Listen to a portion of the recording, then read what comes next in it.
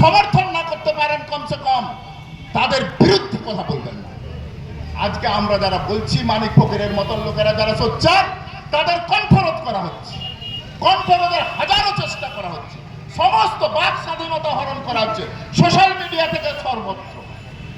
আপনারা জানেন এই বদ্ধ পরিবেশে আমরা বসবাস করছি।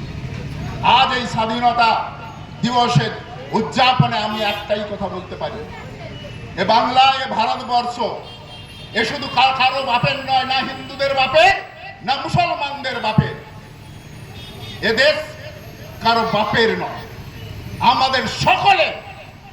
আমরা এর সংবিধানকে রক্ষা যদি না করতে পারি, আমরা সকলেই বিপন্ন হয়ে যেতাম।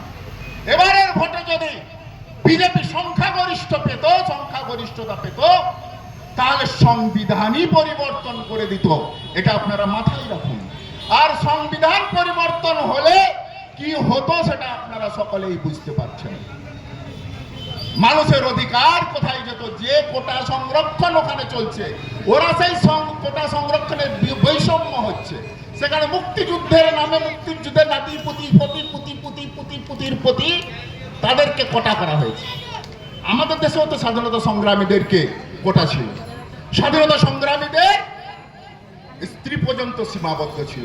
আর যদি তার অবিবাহিত মেয়ে যদি থেকে থাকতো, সেই পর্যন্ত দায়িত্ব কই বলা হয়নি তো যে স্বাধীনতা সংগ্রামী যারা ছিল তাদের নাতি পুতির পুতি তার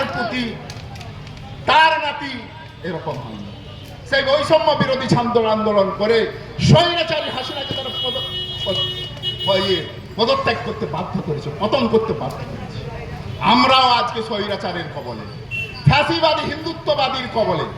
এটা আমার শুধু ক্ষতি করতে পারে না। যারা ভাবছে যে মোদী মুসলমানদেরকে বাস দিচ্ছে, এটা অনেক ভুল। মুসলমানদের বাস দেওয়ার নামে তারা কি করছে? আপনাদের উচ্চ মূল্য বৃদ্ধি থেকে আরম্ভ করে জিএসটির নামে আপনার স্বাস্থ্য বিমাতে পর্যন্ত তারা লাগিয়ে দিয়েছে। আপনার স্বাস্থ্য বিমাতে 18% ট্যাক্স। আপনার টাকা আপনি একবার ইনকাম করলেন, তার ইনকামের উপর আপনি ইনকাম ট্যাক্স দিলেন, তারপরে আবার হাজারো ট্যাক্স দেওয়া, হাগামতারও ট্যাক্স চালু হয়ে যাবে মনে হয়। তো এই হচ্ছে বর্তমান।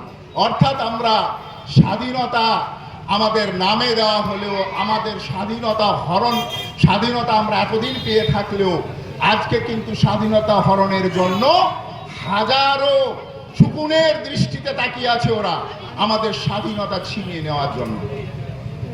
আমি আমার বক্তব্যকে দীর্ঘায়িত করব না। বলতে চাইলে অনেক বলতে পারি। মানিকদা ফিরবে, আমার অফিসেও লোক বসে আছে, অপেক্ষা করছে, অপেক্ষামান আছে, আমাকে ফিরে যেতে হবে। সেই জন্য আমি আমার সংক্ষিপ্ত বক্তব্যকে সংক্ষিপ্ত করলাম।